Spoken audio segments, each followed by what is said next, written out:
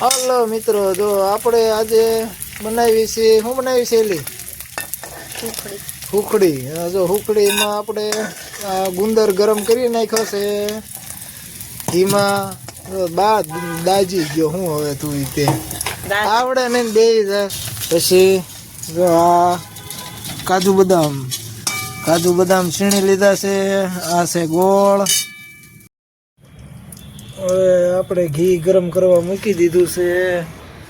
સરસ મજાનું ઘી ગરમ થઈ રહ્યું છે. આ બાજુ આપણે ગોળ ને ગુંદર શેકી લીધો છે. કાજુ બદામ કાપી નાખ્યા છે. ગોળ છીણી લીધો છે. અને જો ઘી ગરમ થાય છે અને મેં હુકડી બનાવી છે સરસ મજાની.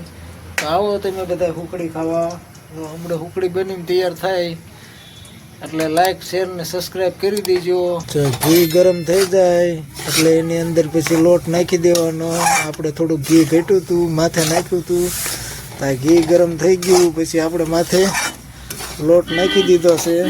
અને આ બધી સામગ્રી તો આપણી પડી જ છે. જો આપણે બનાવી નાખી છે હુકડી. જો તૈયાર થઈ રહી છે. જો મિત્રો, આ તો તમને દેખાડવાનું બાકી જ રહી ગયું. આ છે હુક્કી મેથી. આપણે મિક્સરમાં ઝીણી ઝીણી દળી નાખી છે. હવે આપણો જો લોટ શેકાઈને તૈયાર થઈ ગયો છે. પછી આ ગોળ છે એ ગોળ ગરમ કરવાનો છે. પાછું આપણે ઘી નાખી દીધું છે. હવે ગુંદરને જો ભાંગી નાખે છે. હળવે ભાંગવું પડે થોડું થોડું. અને આ વસ્તુ તમે શિયાળામાં ખાવ ને એટલે બહુ સારું.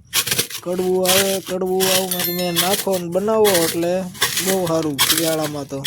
હવે આપણે ગોળ અંદર નાખી દીધો છે. ગોળ ગરમ થઈ જાય એટલે પછી આ લોટ નાખી દેવાનો. પછી આ ગુંદર નાખી દેવાનો. પછી આપણે કાજુ બદામ છે એ નાખી દેવાના. આપણે બધું નાખી દીધું છે. લોટ ને કાજુ બદામ ને ગુંદર ને બધું નાખીને તૈયાર ચકાચક કરી નાખ્યું છે. હવે સડે એટલી વાર થોડીક આમના મૂલી થવા દેવાની તો ઉતારી લેવાની. હવે આપણી સરસ મજાની હુકડી બનીને તૈયાર છે. ચોખ્ખા ઘીની સુખડી. અને આપણે મેથીને એવું નાખ્યું છે શિયાળામાં પગ ન દુખે, હાથ પગ ન દુખે એ માટે.